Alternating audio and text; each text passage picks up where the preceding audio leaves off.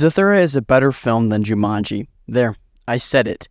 Now, I may be a little biased because I was born in '05, thus having a lot more nostalgia for Zathura, but I also just genuinely believe that Zathura is a better film, narratively speaking, than the 1995 Jumanji.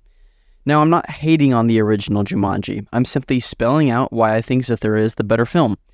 And to make that a bit easier, I split this video into 4 segments: the humor, the heart, the atmosphere, how it compares to Jumanji. There will be spoilers ahead, but this movie is 19 years old. I'd be surprised if you guys haven't heard of it yet. The humor in this film is, well, let's just say they knew exactly what they were doing. A lot of the humor comes from the sibling rivalry that we see throughout, and we'll talk about that in a bit. Things like Lisa not being the slightest bit enthused by Walter and Danny's game, or Walter stealing Danny's catch. Another example that makes me chuckle just thinking about it is 13-year-old Josh Hutcherson having a girlfriend and being all grown up. It's one of those simple things that Walter takes his dad's word a little too seriously, and it ends up being at Danny's expense. There's also some manipulation going on when Walter says dad said no video games just so he can put on his baseball game. Honestly, some of the things in this movie wouldn't be nearly as funny if they weren't relatable. Sibling rivalry is a very real thing, even if you love your siblings, like I do.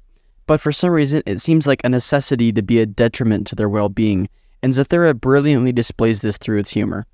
Some of the jokes aren't even necessary, like the bike falling at the very end. You see very briefly in the middle of the film a red bicycle float off the now demolished porch.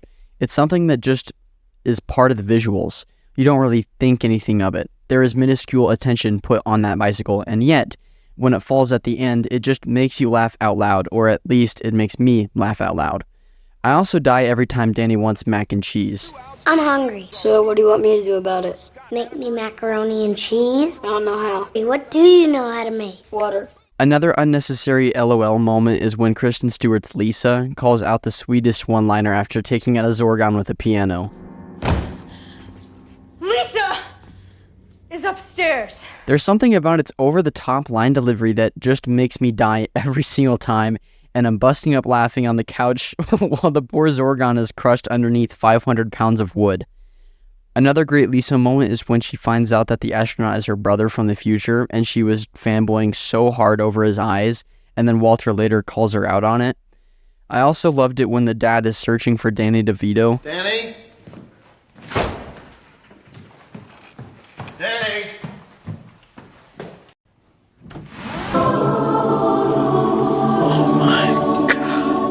Wait, I think this is the wrong disc.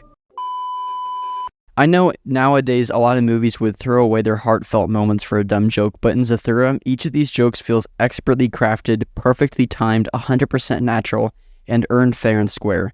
I'm hoping the few examples I gave displayed that to its fullest. Similarly, with its humor, I really like how the story handled its themes. Being a sibling is very hard because on one side you want to be left alone, but on the other you have a sibling that you need to look after and take care of, and that means sometimes doing things you don't want to do. Walter really steps up to the plate whenever Danny spins them into Zathura.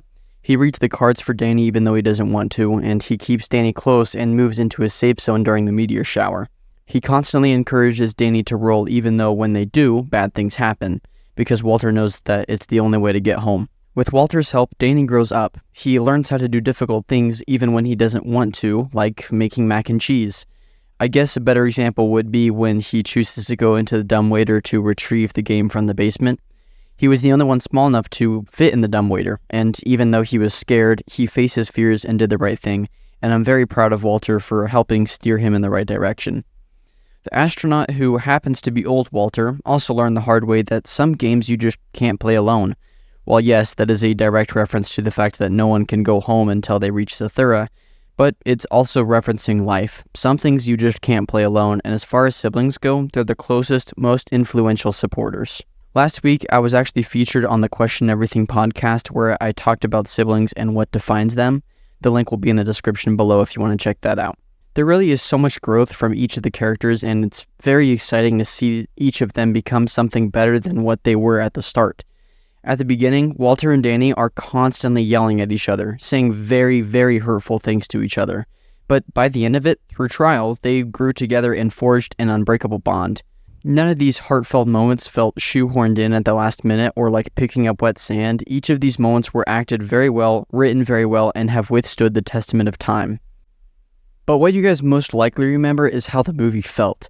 Zathura is an epic space adventure filled with aliens, fire, paranoia, and fear.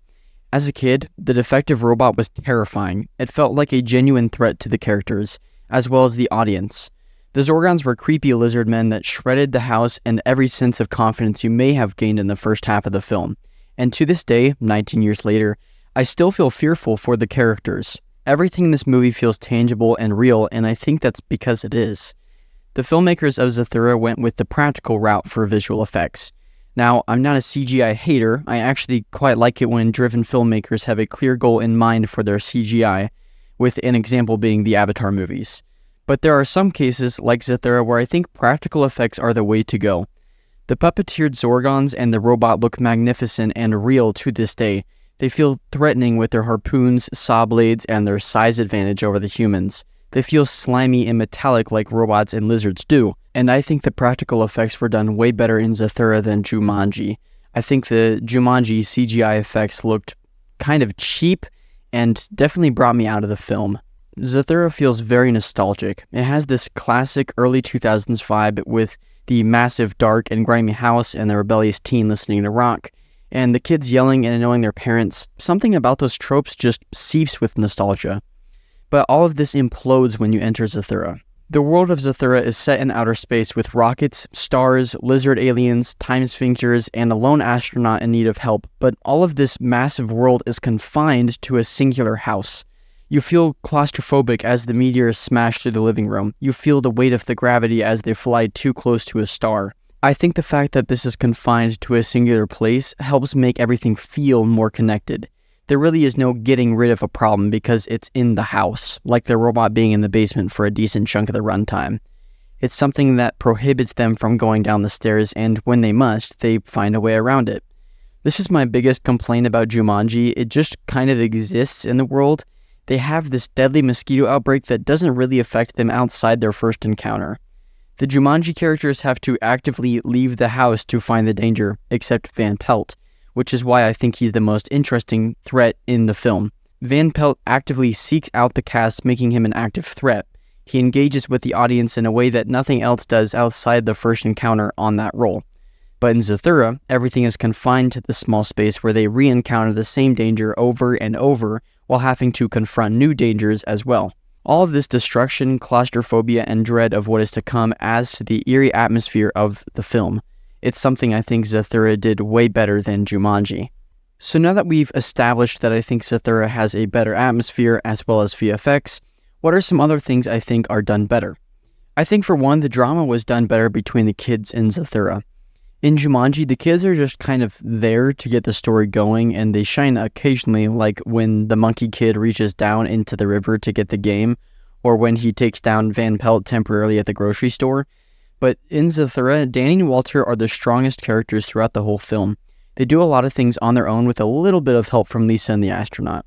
I also just don't think Kirsten Dunst and Bradley Pierce had the greatest on-screen chemistry, at least compared to Jonah Bobo and Josh Hutcherson. Jonah and Josh genuinely feel and look like brothers. I also think the pacing and the score match the film a little better in Zathura. I think the fact that Jumanji takes place in the outside world makes the content watered down. At least to me, it feels like it's not as concise as it should be, which is weird because it has a slightly shorter runtime than Zathura. I also think the pacing and the score match the film a little better in Zathura. I think the fact that Jumanji takes place in the outside world makes the content watered down. At least to me, it feels like it's not as concise as it should be, which is weird because it has a slightly shorter runtime than Zathura does. However, Zathura does not have the late Robin Williams in its cast. I don't know where they would have fit him in there, but I think collectively every movie that doesn't have Robin Williams in it is missing out. The film industry and myself miss him greatly. He truly was one of the greats, a national treasure, if you may. I also just think Zathura as a whole is more satisfying. Literally everything comes full circle to be paid off later. I already used the bicycle as an example, but there are so much more than just jokes. Lisa didn't just push a piano down the stairs out of nowhere. The piano ended up at the top of the stairs when the gravity shifted in the second act. It was the same gravity shift that sent the robot down the stairs to the basement. And Lisa was frozen for 5 turns like the card said. It was always something that bugged me because it said she was frozen for 5 turns, but she didn't show up again until turn 7. The reason for this was because she was frozen and unfrozen like it never happened, so she just continued getting ready until she smelled something burning downstairs on turn 7. Lisa's list of emergencies consisted of someone being hurt or the house being on fire, so the burning was the first red flag that she noticed. Turn 7 also happens to be the same turn the astronaut shows up and lights everything on fire, and speaking of the astronaut, old Walter was also foreshadowed throughout his entrance. He crawled through a time sphincter, funny butt joke, to go back in time to meet Walter and Danny. Also, even though he never states they're the same person till the end, the astronaut is constantly breaking up the fights and looking out for Danny's ideas that would have otherwise been silenced. The protective feelings Lisa gets from old Walter are probably just the fact that he cares about Lisa as a brother. Apart from the astronaut's reveal being a little weird at first, it's not jarring and feels natural because it was subconsciously set up all along, and that to me is great filmmaking.